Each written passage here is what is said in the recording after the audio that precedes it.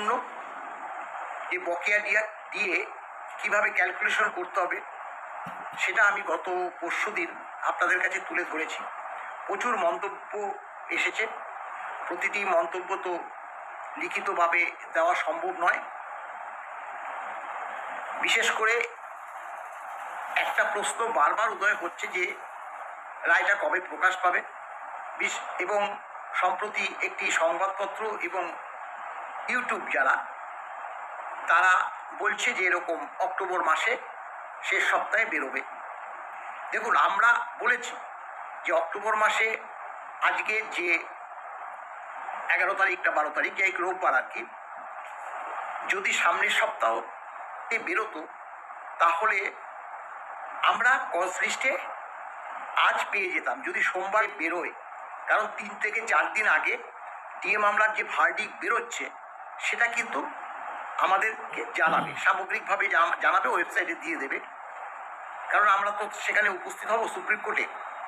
তাই আগামী সপ্তাহে যদি শেষের দিকে অর্থাৎ বৃহস্পতিবার শুক্রবার বেরোয় তাহলে সোম মঙ্গলবার আমরা জানতে পারবো।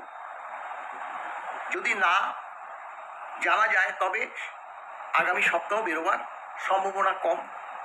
তারপরে সপ্তাহ কালী পুজো উপলক্ষে সুপ্রিম কোর্ট ছুটি, একদম শেষ অক্টোবর মাসের যে তারিখগুলো আছে 27 থেকে 31 তারিখ, তার মধ্যে যদি প্রকাশ পায় তাহলে আমরা সেই সপ্তাহের আগের সপ্তাহেই আমরা জানতে পারব।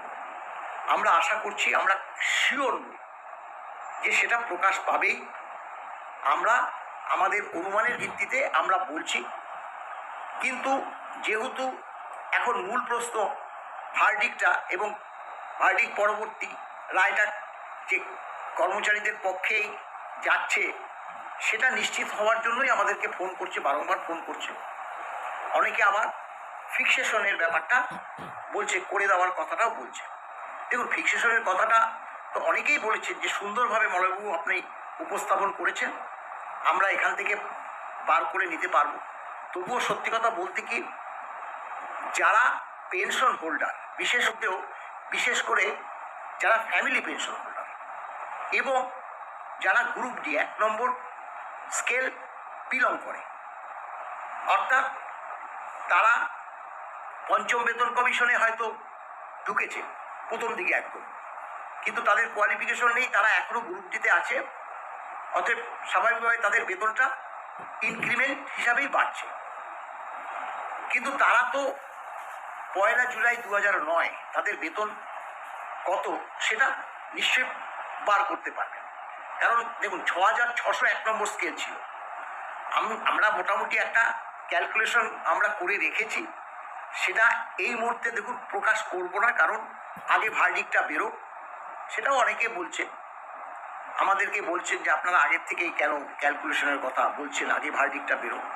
কিন্তু সেটা কর্মচারীদের পক্ষে রায় গেলে সেই সময়টাকেও আমরা কিন্তু পাবো না। এটা বিশেষ করে আমরা বলে নিতে চাই। বহু কর্মচারী আগে থেকেই জানতে চাইছেন, কর্মচারী সমাজের কাছে দায়বদ্ধ, বিশেষ কয়েকজন কর্মীর কাছে আমরা দায়বদ্ধ নয়, আমরা সামগ্রিকভাবে কর্মচারী সমাজের কাছে দায়বদ্ধ। তাই আমরা এই যে ক্যালকুলেশনটা আমরা তুলে ধরেছি। এখন এই 6600 টাকা উপরে 1/1/2006 পঞ্চম বেতন কমিশনের বেতন বৃদ্ধি হয়ে 6600 টাকা হয়েছিল। সেই 6600 টাকা 1/7/2007 সেটা 3% ইনক্রিমেন্ট যোগে 6789 টাকা। এইভাবে 1/7/2009 একজন গ্রুপ ডির 7203 টাকা 7203 টাকা তাদের মোট বেতন হয়েছে। তাহলে এই 7203 টাকা আপনারা যদি পে স্লিপ দেখেন সেটাই দেখতে পাবেন, একটু 19-20 হয়তো হবে। এই টাকাটার উপরেই আপনাদের 1/7/2009 থেকে ক্যালকুলেশন হবে। পরবর্তী বছরে 1/7/2008 আবার 3%, তারপরের বছর আরও 3%, এইভাবে চলতে থাকবে 9 থেকে 19 পর্যন্ত।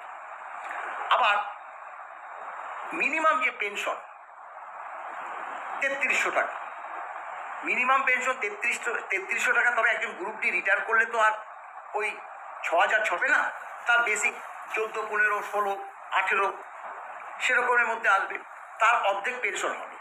পেনশনটা তারা যদি রিটার্ন করে যান তাহলেও দেখবেন মানে আগের বেতন কমিশনে কেউ গ্রুপ ডি হয়েছেন, তারপরে 6-এর যে অর্থাৎ রূপা 9-এর বেতন কমিশনে আপনারা রিটায়ার করে গেছেন মাঝামাঝি।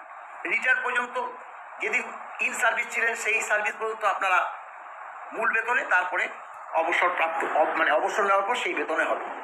এখন ঘটনাটা হলো আমাদের সত্যি কথা বলতে কি, যারা আবারও বলছি যারা আপনারা ওই ফ্যামিলি পেনশন পাচ্ছেন তাদের যে পেনশন পেতে পেতে গত হয়ে গেলে নয় স্বামী নয় স্ত্রী যে কেউ একজন পেনশন পাবেন।